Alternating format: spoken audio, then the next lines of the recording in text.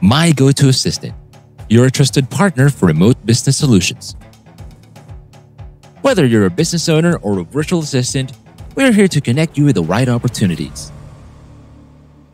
We offer comprehensive services designed to support your business and team, administrative and executive support, keep tasks organized and efficient, accounting and financial experts, stay on top of your financial records, marketing and creative powerhouses, expand your brand's visibility, sales and engagement specialists, increase conversations and customer engagement, HR and recruitment specialists, connect you with the top talent or career opportunities. Ready to scale your business with the perfect virtual assistant? Call us at 888-819-3576. That's 888-819-3576.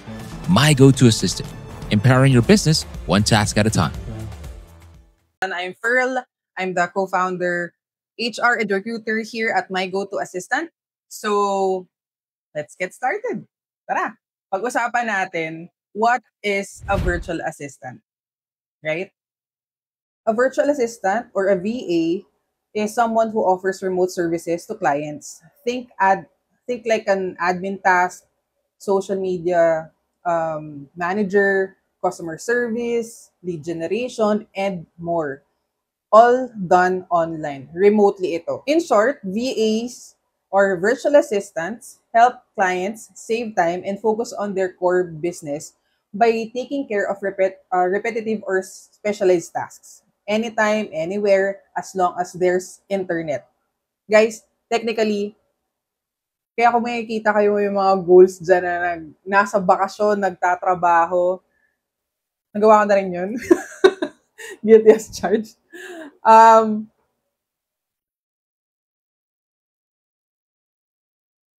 Hindi nyo ako nakikita. Sa bahay, maglaba, maglinis, mag-alaga ng kids, or nag-Facebook lang. Guess what? Pwede mo ring gawing career yan. Basta may internet ka at willingness to learn. So, technically, if you're a housewife, you're a house husband, or unemployed currently, and you want to shift your career or shift your life into a better version of yourselves, pwede tayong mag-remote work, mag-virtual assistant. Magagawa natin lahat. Which, kung kayo nanood kayo from the last episode, yung first episode namin, nakwento ko doon kung paano umikot yung mundo ko from being, syempre, newborn mom, meron akong newborn son, and then, kailangan ko magtrabaho night shift. Ang hirap i-juggle nun, lalo na kung walang mag-aalaga sa bata, right? So, being a virtual assistant was a big career change sa akin kasi sa bahay na ako nagtatrabaho, hindi ko na kailangan mag-travel kasi imagine from north to south ang biyahe. North to south ang biyahe. So, yun yung isa sa mga bagay na pwede natin pag-usapan today. So, eto na. Let's break the myths of being a virtual assistant. So, sabi nila, hindi mo kailangan ng degree para maging VA. Skills ang puhunan dito. Let's see kung tama ba, ano bang kailangan natin gawin, right? Next is walang magic formula. Puro may tamang process. Pero may tamang process. Oh, sorry. So, hindi lahat ng freelancing scam if you know where to look. Diba? So, just in case that you haven't followed us, please follow us to all our platforms. Blue App, MG2A Careers, My Go-To Assistant, MG2A. Also, for the Black App, TikTok, of course, my channel right now. So, pwede nyo ako i-follow for more tips and any updates when it comes to hiring. Also, for our TikTok account, which is My Go-To Assistant, MG2A. So, magkakadikit guys yun. You can see the logo below. You can follow us. So, ano yung pinaka narinig mong maling akala about freelancing or anything about being a virtual assistant? So, comment down below, ano yung pinaka narinig mong maling akala? So, if you're already a virtual assistant or working from home, please comment down below, ano yung maling akala or sabihin natin na ano yung mga naririnig nyo before about freelancing or being a virtual assistant or working from home. Kasi ako honestly, sabi ni Hail Holy Queen, VA jobs are said to be unstable? Question mark. Yeah. Pwede natin sagutin yan later on. So, honestly, on my end, ano siya? Sinasabi kasi nila, unstable at some point. May part naman din kasi doon sa question ni Hello Lipino. So, sa akin, on my end, unstable if hindi tayo marunong sa profession natin. Depende sa company. So, technically, yung being a freelancer, virtual assistant, remote work from home na trabaho, yung pagiging stable, it's depende yon sa company. So, if you are looking for a part-time, project-based, or full-time with a tied-up company or direct ka sa client, so it depends dun sa stability ng trabaho. So, yun yung pinaka-takeaway ko dun sa part na yun. Yung take ko dun sa part na kung unstable ba ang VA jobs. For newbie starters, what jobs to apply for? Okay, dadating tayo dyan sa part na yan. So, by the way, good news, you don't need to have a fancy degree, sabi nga nila. Pero, I highly suggest, syempre, magtapos muna tayo ng pag-aaral. Or while you're working, kung hindi kaya magtapos kagad ng pag-aaral, no? And you need funds, you need to hustle, pwede nyong gawin mag-virtual assistant while you're studying. Kung hindi kaya na makagraduate muna. Pero I strongly suggest to finish your studies, syempre. Kasi ganun din yung ginawa namin. Undergraduate, syempre may pamilya na ako. Ang hirap pagsabayin lahat. But nagawa ko yun. So, kung nagawa ko, for sure, kayang-gaya nyo rin yun. Okay. So, all you have to do is to have a strong communication skills, specifically in English. Honestly, dito sa part na to, nahirapan din ako kasi hindi ako confident masyado. Pero, na-build ko yung confidence na yun. And maraming tao na when it comes to people who's correcting you, please lawakan niyo yung pag-iisip nyo when it comes to improving yourself. Kasi minsan, alam mo yun, medyo tayo sa English, no? Tagilid tayo sa English, pero pwede naman tayong bumawi sa ibang skill set. All you have to do is to, also syempre, kailangan talaga i-practice yung English kasi universal language siya ngayon, lalo na internationally. Nag-automatic English po ako pag naka-headset. Akala ko, actually ako din, nag-automatic English ako pag naka-headset na. So, hindi ko alam. Siguro matic talaga yun pagka ganun, no? Ewan ko. Hindi ko alam kung, feeling ko ganun talaga eh, pag naka-headset na, automatic English. Nung dati nasa call center ako, ganun na ganun eh. As in, sobrang, pagka ganun, parang biglang, uy, nag-iba yung accent, tsaka yung yung tone of voice nag-iba. So, wala lang, nakakatawa lang. So, mabalik tayo doon. So, what do you need? Right? So, first, communication skills, basic technical skills. Yung basic technical skills na yon is more on the computer side, syempre. Kasi nag-work tayo virtually, so we need to practice ourselves. Ano nga naman yung mga tools that we need to learn first?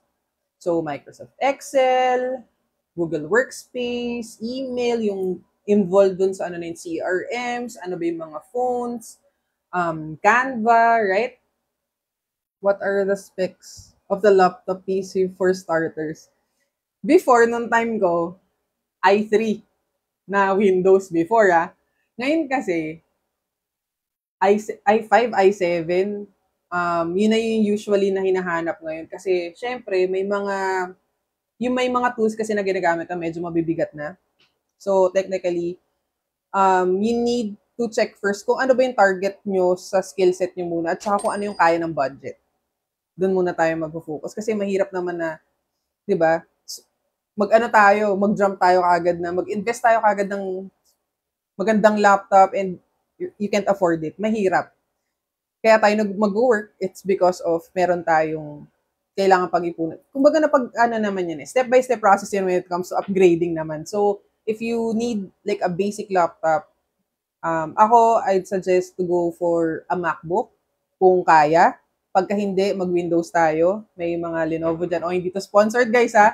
May Lenovo dyan. May Asus. Kaya ganyan dyan. Okay? Alright. Tapos, make sure na merong SSD yung laptop. Kasi, minsan, sobrang bagal kapag wala. Na-experience ko yung nag-crash yung laptop ko before. So, yun siya. Okay, next is time management and reliability. Ano ba yun? Nabubulol ako. So, strong communication skills, basic tech skills, time management and reliability. So, yung time management and reliability, of course, sino nga naman dito ang hindi kaya mag-time manage, right? Kung hindi kaya at may mga so, kung hindi natin kaya ng mag-time management, may suggestion ako sa inyo. More of checklist ako. So, whether sulat yan na checklist like this, ganyan, ganito yung mga checklist ako dyan. Bigyan ko kayo ng example. Yan, may mga checklist tayo dyan. So, kung hindi kaya na mag-time manage, dahil sobrang tayo sa mga bagay-bagay nangyayari sa bahay or whatnot, make sure to have a checklist para at least nagagampanan natin yung rules natin sa trabaho, also at home. Right? Kasi kailangan natin din i-separate yun. So, next is willingness to learn and adapt. So, yun nga, kung napanood nyo yung first video namin, Behind the Virtual Desk, how I started. So, ako, meron akong zero mentality. Not to the extent na wala talaga akong alam, no? Pero yung zero mentality na sinasabi ko is yung open ako at convinced ako na hindi ako expert. Okay. So, zero mentality, ibig sabihin, for me to grow more and humble myself para mas matuto pa ako ng mga skills na pwede kong gawin. Right? Kasi, we never stop learning. So, if you have customer service experience, admin background, or even just great attitude, gratitude, even just a great attitude on computer literacy, you can also already start. So, dito kasi sa part na to, confidence, number 1 yan. Ito, wala na to dito sa mga key points ko, no? Pero binibigyan ko kayo based on my experience. Confidence, kailangan natin yun. Hindi tayo makakapag-proceed ng walang confidence sa sarili. Okay? Admin background, yun yung sinasabi natin kanina, basic tech skills when it comes to Google Workspace, Microsoft Office, paano mag-schedule sa calendar, email, how to create an email, and of course, doon sa iba pang mga bagay. Like mga AI, like ngayon, may AI na, may mga CRMs, different types of platforms to conduct a meeting and everything. So, next is, paano tayo mag-start as a virtual assistant or a freelancer? So, step by step, ano nga naman ang gagawin natin? So, the path of becoming a virtual assistant is first, is assess your skills. So, ano bang kaya natin i-offer sa client? So, may question si Millie Buddy. May growth po ba in being a VA, a virtual assistant? Actually, yes. Dito ako natutong ito based na ulit sa experience ko for so long, 13 years na. Before, ang alam ko lang customer service. Background check, yun lang alam ko. Pero sa sales, wala masyado. Collections, wala masyado. Doon lang ako natuto. And of course, nagpo-progress tayo. Natuto ako mag-video edit at some point. Content creation, like dito, ito na to, nag-ano tayo yung sa graphics. So, pinapasok na rin natin yung graphics. Kahit iba yung niche ko talaga, tinatry kong matuto ng matuto. And hopefully, mas makatulong ako sa mga kliyente. So if you haven't followed us, please follow us here on TikTok and also on the Blue app. My Go-To Assistant, MG2A Careers, or My Go-To Assistant, MG2A. So 2 platforms yon. And we have a group at the Blue app. MG28 VA Hub. So, you can join. Next is setting up your tools. Ano yung mga tools na ginagamit, which is yung laptop, which is yung natanong niya. Next is stable internet. So, internet connection is a must talaga kasi syempre paano ka naman magkoconnect, di ba? And ngayon, most of the agencies or the clients require a second or backup internet connection. So, make sure to avail. Marami naman ng broadbands dyan. Pwede rin yung data or second fiber connection or kung ano man yan. Kailangan meron tayong backup. So, at least hindi madidisrupt yung source of income natin, first and foremost. Hindi madidisrupt yung source of income, hindi madidisrupt ang ano natin, ang flow ng trabaho. Magtutuloy-tuloy pa rin tayo at least good yun. Yung tuloy-tuloy ang trabaho, walang sagabal. Kasi before, kung mapapanood yung yung first episode namin, nakwento ko dun kung gaano yung struggle ko before, mga early 2000. Mga 2010, 2011, just mio. Grabe ang internet nun. Talagang pag konting ulan, walang internet. Ganun kalala. Okay? Tapos, syempre, pag may bagyo, ganyan. So, yung ibang mga nag-work from home or virtual assistants, lalo na dito sa Philippines, mabagyo, ang ginagawa ng iba is bumibili sila ng generator per power supply. So, if you have the budget or kung in the long run, pwede naman natin i-purchase 'yon, 'di ba? Para at least hindi lang tayo, pati yung buong pamilya natin may ilaw, may kuryente and everything. So, at least 'di ba, mas okay 'yun. Okay, so set up your tools, laptop, stable internet connection, of course, headset with noise cancellation. So, yung headset with noise cancellation, mas sobrang applicable talaga siya para sa, lalo na kung nagko-customer service ka, may more on calls yung ginagawa mo, nagbi-meetings ka, mas maganda, mas tahimik, walang sagaba, lalo na kapag may mga tumitilaok na manok sa background, syempre nakaka-turn off sa client yon, guys. So, you need to purchase headset with noise cancellation or meron naman tayong mga apps dyan like Crisp, ganyan. So, you install it on your computer para kapag ka nag-ano ka, may kausap ka, at least, kumbaga, malinaw, hindi tayo, "Hi, Mama Pearl, check the yellow basket," sabi niya. Oo nga naman. Dapat may yellow basket tayo. May mag-collab na pa tayo sa tech industry ng mga nagbebenta ng mga gadgets, ganun ba? Joke lang. Kidding aside, next tayo. So, first natin is assess your skills. Siyempre, anong niche mo? Anong talent mo ba? Ano ba? Hindi, joke lang. Ano bang sa tingin mo na kaya mong i-offer sa client? Diba? Paano mo sila matutulungan? Ano yung naiiba sa'yo na kaya mong ibigay sa kliyente nang wala masyadong may alam? May mga ganyan. Okay? So, set up your tools. Yung setting up your tools, of course, your laptop, stable internet connection, headset, noise cancellation na headset. And then, third is create a simple CV and landing page. So, eto na. Dito na tayo nagkakatalo sa CV. Okay. Hi, Sonia. So, sa CV or resume, being a virtual assistant, mas maganda, on my end kung hindi naman graphics yung ina-applyan mo, for me, ako lang to. Ang recruiters kasi, honestly, gusto nila makakita ng simpleng CV. Bakit? Real talk lang to. Real talk lang to sa mga tao na gumagawa talaga ng, may effort talaga. Na-appreciate namin. Ako, personally, na-appreciate ko yung effortan yung CV, yung resume or virtual assistant pala. CV or resume. Kasi, syempre, nakikita mo yung eagerness nila to apply. However, kung recruiter ka at marami ka nang binabasang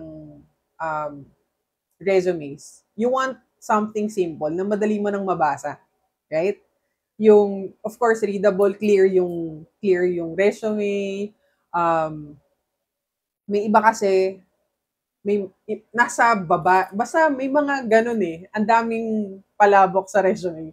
So, I suggest if you're starting out, you can try kung nasa creative side ka, you can go with Canva kung gusto mong kung mag-apply ka for as a social media manager or content creation na field or marketing field, you can go with Canva. Pero kung admin ka, EA ka, ganyan, I would go for a simple CV from Google Docs or Microsoft Office na gawang ano lang. As in, literal, super basic. Why? It's because of being simple is okay na. All you have to do is to put in your credentials. And then, for me, we have like a different set na merong platform. Like, an example, additional, like portfolio. So, nandun lahat ng kung may creative side ako, may portfolio. So, for example, so mag-start dyan, try to do like sa Canva, kasi kung yun yung pinaka-basic natin aside from the tools na medyo extensive. Sa Canva, it's easier kasi marami ka nang pwedeng gawin doon. Mas simple, mas okay. Right? Build your portfolio, simple works lang. Honestly, yung as I mentioned earlier, yun yung sa Canva na gagawa ka ng mga designs mo. Like, for example, poster or story na design or pang promotion, may mga ganun. So, at least, meron kang malalagay sa portfolio mo. If you want na tahakin mo ang creative side ng being a virtual assistant or a freelancer. More on social media marketing, content creation, and whatnot. Sa mga gusto mag-video edit dyan, for sure, pag nag-hiring yan, meron yan na editing. So, pag i-editin kayo, meron instructions na ibibigay sa inyo yon and you edit it. So, next is get basic training. So, of course, lalo na dun sa mga bago dyan, and hindi tayo masyadong, aminin natin, there are some people still na hindi pa rin masyadong techie. Marami akong kilala na hindi masyadong alam ang Google Workspace, hindi masyadong alam ang Microsoft Office, ano ang Canva, not really sure kung ano yung Canva, may mga ganyan. CRMs, communication platforms. So, may iba na hindi alam kung paano gawin lahat yun. So, I strongly suggest to try to focus more first on the basic ones, basic tools, like Google Workspace, kasi most of the time yun yung na-experience ko, Google Workspace yung gamit, at saka Microsoft Office. Pero most of the time talaga, lahat ng clients na napuntahan ko, parang isa lang yung nag-Google Workspace. Isa lang yung nag-Microsoft Office na client ko. So, Google Workspace, Canva, tapos mga CRMs like ClickUp, Salesforce, marami yan As in, marami. May to-do list pa nga, may kung ano-ano pa, mga ganyan. So, and also, AI. Ngayon, grabe na ang ng AI. But, before you learn AI, you need to learn first the basic ones. Basic training muna dun sa tools. Okay? Of course, if you're scared to go directly with the client, na mag-apply sa client, mamaya i-discuss natin to kasi medyo tong issue You can apply to my go-to assistant. Yes. My go-to assistant, MG2A. So, all you have to do is to follow us, like our page, like all our social media platforms. You can join to our group, MG2A VA Hub in the Blue app.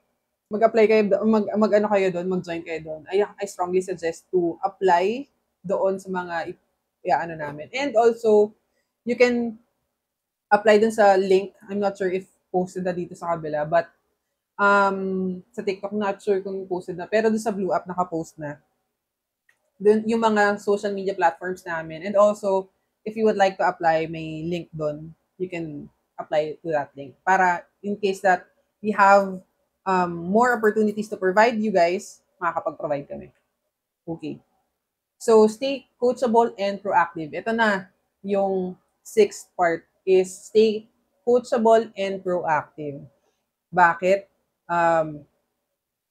Coachable meaning, yun nga yung nasabi ko, zero mentality or be humble to upskill. Kasi kung know it all tayo sa lahat ng bagay, guys, hindi tayo mag-expand, hindi tayo mag-improve, wala tayong matututunan. So, make sure to be sensitive enough na halimbawa may coworker tayo or kung meron tayong may mga ibang tao na nagsasuggest sa atin ng mga bagay-bagay, how we'll be able to improve.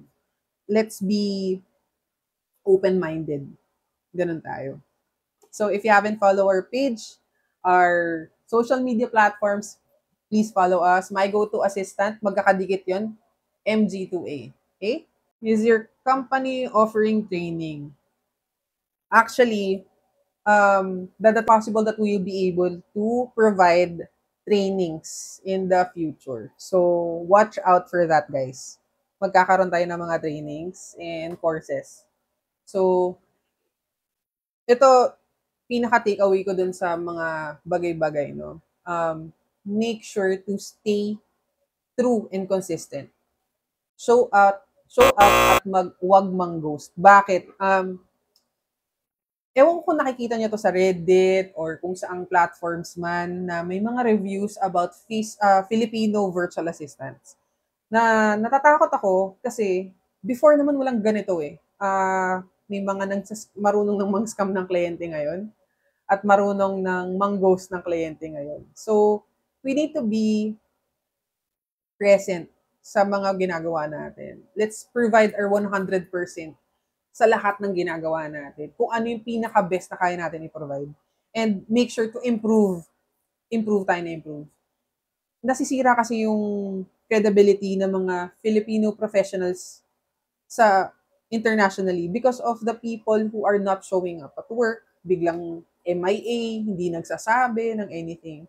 So, let's stay connected dun sa mga, lalo na sa kliyente. Let's make sure to be present. Communication is the key.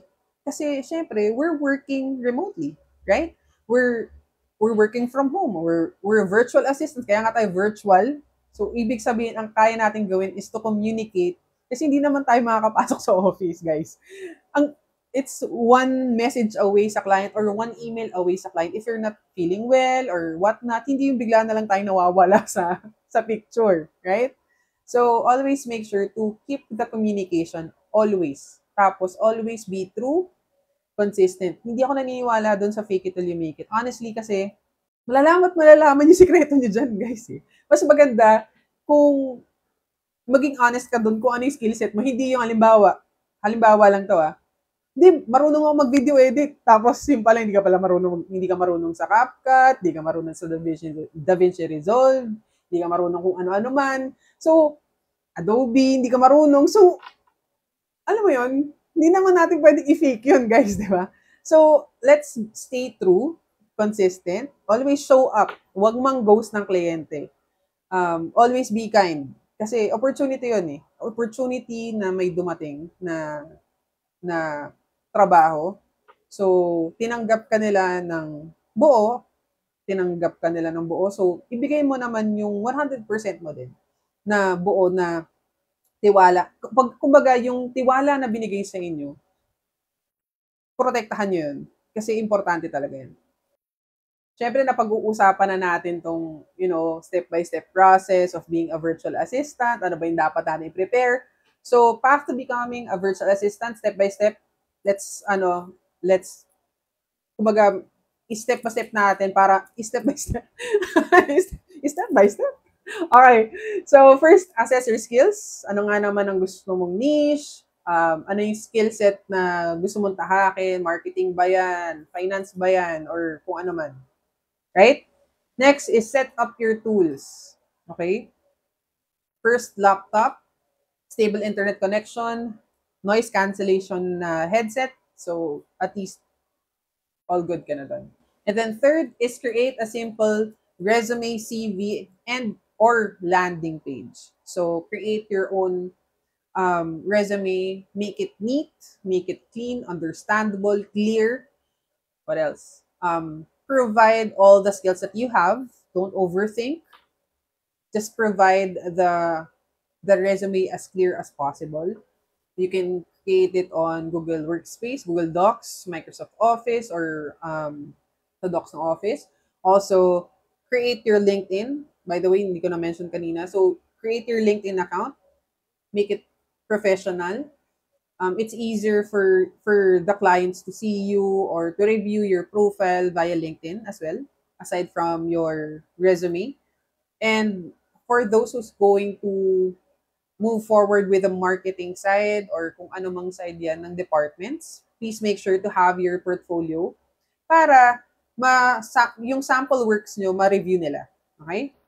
Next is get basic training. So kung wala pa yung mga zero knowledge when it comes to being a virtual assistant or remote work from home, freelancers, or you want to be a freelancer or a virtual assistant at wala pa talagang alam kung ano yung nandito, all you have to do is to get basic trainings. Like, na-mention ko kanina, Google Workspace, mga CRM, mga like Microsoft Office as well. You need to do your research when it comes to the basic tools. And lalo na sa scheduling, phones, whatever. So, yung mga ganun siya. And of course, you can apply to trusted agencies like My Go-To Assistant there. So, follow our platforms to be updated to our latest opportunities for you guys. Okay? And lastly is stay coachable and proactive. Okay? So, kailangan natin yun. Huwag mang-ghost, stay true and consistent. Alright. So, next, ito, very crucial to. Okay. There are different paths of being a virtual assistant freelancer versus working with an agency. So, ano nga naman, may mga questions ba tayo when it comes to being a freelancer versus working with an agency? So, for me, there are two types. So, go freelance on your own or work with structured agencies like MG2A, My Go-To Assistant. So, as a virtual assistant or wants to apply to a remote job, before nagtry ako ng Upwork, Fiverr, sa mga blue app groups, yan, lahat talaga ikaw ang gagawa. Hahanap ka ng kliyente. Ang ano dito is very risky kasi may mga kilala talaga ako na, oo nga, nasa Upwork nga, nasa Fiverr nga, may mga kilala ako na na-scam ng clients. So, yun yung medyo masakit na part, no? May iba kasi na 6 months nagtrabaho, naawa yung mismong virtual assistant dun sa kliyente niya, na babayaran naman daw, ganyan. Tapos dumating na sa point na hindi binayaran. So, yun yung pinaka-risky na part when you go freelancing on your own, na direkta ka sa kliyente. So, second is work with a structured agency like My Go-To Assistant, MG2A. Why? Siyempre, may support ka. Guaranteed yun, may support ka na makukuha sa agency. Yung ibang agencies, they provide you training. Of course, may training yan. Even with the clients, may training naman din yan. Guaranteed pay, for sure, imposible na magtrabaho ka nang wala kang sweldo. Hindi ka matatakbuhan ng kliyente. That's the good part about being with an agency. Stable ang clients, pasok ng clients. So kapag halimbawa, nag-end yung contract dito sa client na to, since naging VA ka na dun sa company na yon, you're first on the list na ma-o-offeran. So they will try their best to provide you another client. So both are valid, guys. Dun sa mismong different path. So being a freelancer on your own, applying Upwork, Fiverr. So kung hindi pa nakakaano diyan, wala pang idea kung ano yung Upwork or Fiverr, ito yung platform na mag-a-apply ka, gagawa ka ng profile mo, mag-a-apply ka doon. Okay? Ikaw din ang maghahanap ng kliyente doon sa platform na yon, guys. Ang masakit pa dito, nung nagsimula ako before, walang bayad ang Upwork. Ngayon may bayad na. Okay? May ano siya, may coins. May coins na siya. So, Yun lang, hindi guaranteed na matatanggap ka, pero kailangan mong maglagay ng points doon. So, alam mo yun, may ganun na process siya. Tapos, if you're going with an agency, like My Go To Assistant or marami pa namang agencies dyan, may mga friends and coming agencies, yun guaranteed pay. Sure na mababayaran ka, hindi ka tatakbo ng kliyente basta-basta, at hindi ka magtatrabaho ng hindi ka nasweldohan. Guys, ganun siya. Okay? And there are some na meron din ng mga benefits and whatnot. So, parang ano din, mararamdaman mo rin na i-value ka ng company. Does MG2A hire beginners with no experience? Yes, we do. Pero, we want you to upskill first with the basic tools. Kasi most of the time, yun talaga ang pinaka-important sa mga kliyente. Siyempre, even basic tools hindi natin alam, right? Paano natin gagawin yung trabaho natin, 'di ba? The client is hiring you being their virtual assistant to lessen their tasks. So mag-cut off ng task on their end para makapagkaroon sila ng free time. So if you para magkaroon ka ng ganun na opportunity, you have to have kumbaga yung kusa na mag-search kung paano ba to? And then if dead end ka na, that's the time na magtatanong na sa kliyente. But sa tanong ni Camille, does MG2A hire beginners with no experience? Yes. Pwede naman natin matrain yan. Okay? However, depende sa kliyente yon kung ano yung gusto niya. Yung kung ano yung gusto niyang VA. So, both are valid, di ba? Yun yung difference nun. So, ang maganda lang din, ipo-point out ko lang din when it comes to agencies. Hindi dahil sa agency kami, no? But, we will help you get matched with the clients. Kung ano yung skill set nyo, ano yung itong client na to hinahanap niya. You don't have to worry na maghahanap ka na maghahanap. Kasi effort talaga siya. Naranasan ko yun before, na maghanap ng kliyente. Grabe ang effort. Oo. And then, also, we provide trainings. Lalo na sa kliyente, nagpo-provide sila ng training talaga. We offer ongoing support, guaranteed pay. Napaka-importante nun. Kasi kaya nga tayo nag-virtual assistant, nag-remote work, or freelancing. It's because we would like to increase our financial growth, right? So, pag nasa agencies ka, nag-apply, for sure yun. Guaranteed pay. May nagtanong, age restrictions. We allow 18 years old and above. So definitely, if you would like to apply, make sure to 18 years old na kayo and above. Okay? Kasi ayaw natin ng problem when it comes to dole. So, gusto natin maayos. Okay? So, Teresa has a question as well. What skills are most in demand ngayon for VAs? Oh, well, yung ito perspective ko lang sa tech industry, marketing, kasama na dun sa marketing is yung video editor, content creation, and whatnot. Also, may mga clients din kami for finance, nasa finance side. So, yun yung pinaka-boom ngayon. Wala akong makasyadong makita ng mga clients na may gusto ng EA as of the moment. They want someone na may specialization. So, if I were you guys, find your niche, find what makes you happy dun sa niche na yun, and then pursue it.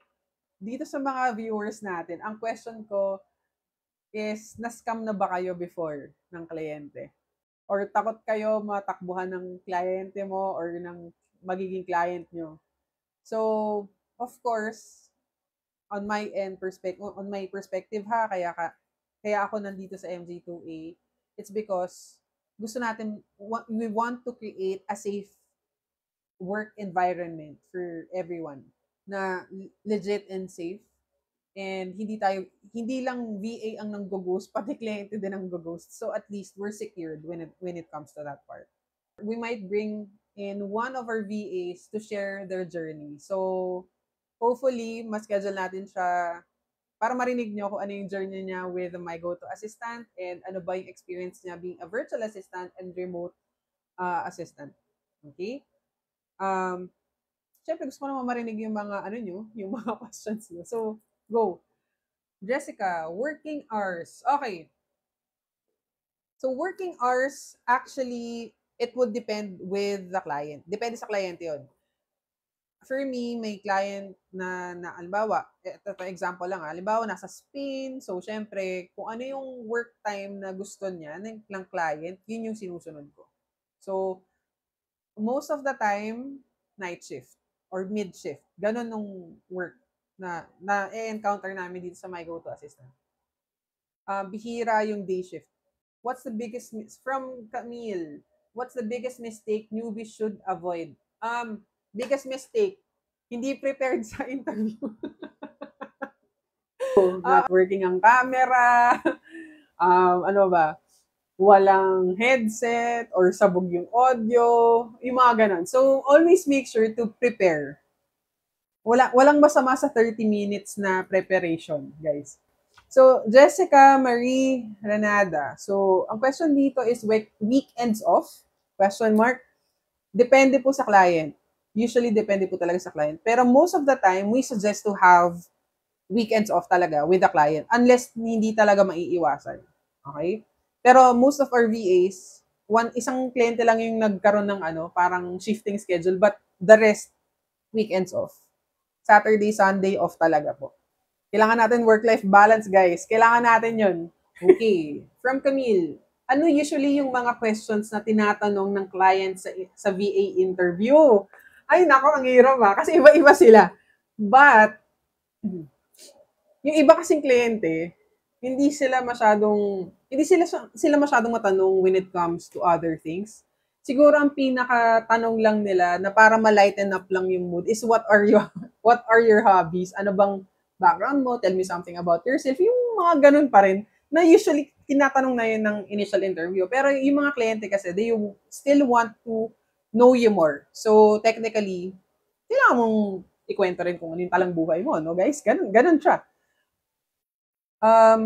From Michelle, are clients nice enough to give you flexible schedule or depends pa rin sa client?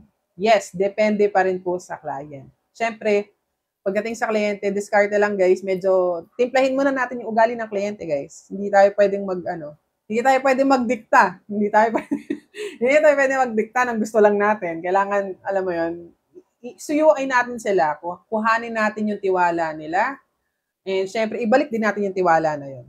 So, kung sabihin natin na binigyan ka din ng flexible schedule, please make sure to be true dun sa mga sinasabi mo. And halimbawa, may sinabi kang schedule or deadlines or whatnot, please make sure to deliver. Friends, how much yung rate ng mga beginners? Honestly, depende yon sa offer ng kliyente. Kasi nakikipag-haggle pa kami. Nakikipag-haggle pa kami para lang tumaas yung rate, guys. Ganun yun. Kaya, huwag kayong mag-alala. We're trying our best to pull up yung sa budget ng client.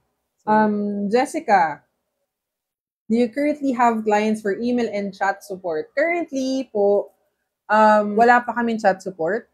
Kaka-hire lang nung bookkeeper, admin assistant, more on finance side yon. So, we'll let you know kung may mga open kami na positions. We'll post it on our social media platforms, definitely. Also, please do apply dun sa link na nakapin dito. Even if wala pa kaming napopost, definitely, usually, ito yung ginagawa namin, sinisendan muna namin yung nag-sign up na before we post it. Kung wala pa, parang usually a few days after, dun namin pinopost sa social media platforms kasi we want to prioritize who are eager dun sa mga mag-apply sa My Go-To Assistant ng trabaho. Kasi, since sila yung nag-sign up dun sa link, dun sa job form, mas maganda, sila muna yung unahin namin. Diba, guys? Kaya kung ako sa inyo, kung gusto nyo mauna, maging updated kayo sa lahat ng happenings, ng mga opportunities dito sa My Go-To Assistant, please do apply to that link. Jessica Marie, 40-hour work week, rate per hour. Honestly, depende po talaga sa client. Yung schedule at saka yung rate per hour. Hindi tayo naka-fix. Depende po sa job, yung workload, depende sa oras na preferred ni client, ilang oras yung kailangan niya. Anong mga clients na hiring ngayon? May upcoming kami, praying na ma-post ko na siya. Masendan na. In the works pa yung iba, pero kaka-close kasi namin ng isa pang position, which is yung bookkeeping. So hopefully makapag-release kami ng update sa inyo guys soon. So may questions pa ba tayo? Drop your comments below. Let me know guys. So eto na. Okay? Before we end the live, you want to do something special for you, for everyone watching kung saang platform man dito sa live natin today. At My Go-To Assistant or MG2A, we don't just tell the story, we highlight the people behind the story. So here's the deal, okay? If you guys are watching, comment your name below. Also, if meron na kayong role na gusto nyong or niche na gusto nyong pasukin, comment your name and then your niche or your role, your skills. Yan, dalawa yan. And then, i-comment nyo ngayon para we will be able to reach you, guys, para ma-feature kayo sa LinkedIn ng My Go-To Assistant. And it's one of the things that we will be able to help you out para magkaroon ng kliyente or madagdagan yung source of income natin or para makatulong din kami sa financial growth nyo, di ba? Okay, sorry. May question si Michelle B. Ano yung makatarungan na rate per hour for starters? Honestly, depende talaga sa job role. Kasi, alam nga naman nag-video edit ka, tapos $150 pesos lang yung salary mo, right? So, it depends sa job role. Let's see. Wala nag-comment. Comment kayo ng name nyo. Name and skill. Kung nahihiya kayo, alam ko marami nahihiya ngayon dito kasi last time may nag-message sa akin. So, kung nahihiya kayo na i-post yung name nyo and yung skill, please do reach us out. Reach us dito sa mga social media platforms namin. If you would like yourself to be promoted on our LinkedIn page, we will gladly promote you. Even here on TikTok, Facebook, we will be able to help you out and promote your skill set. Also, ma-highlight natin dun sa mga possible clients yung skills nyo. Okay? We would like to provide that opportunity to you. And hopefully, sana makatulong yung mga live namin. And if you have suggestions, guys, please message us kung may mga suggestions kayo when it comes to topics, when it comes to ano yung gusto nyo pag-usapan under the sun, kung ano man, go ahead. You can just message us. Okay? So, anyway, thank you so much, guys, for attending our live today. So, hopefully, you will be able to help you more in the next episodes dito sa Behind the Virtual Desk with Pearl, My Go-To Assistant. So, please do follow us before we say end here and bye-bye. Please do follow us on our social media platforms in TikTok, My Go-To Assistant, MG2A. Also, my account, Pearl-My Go-To Assistant. That's one word, My Go-To Assistant. Okay? Thank you very much, guys, for watching. See you soon. Bye!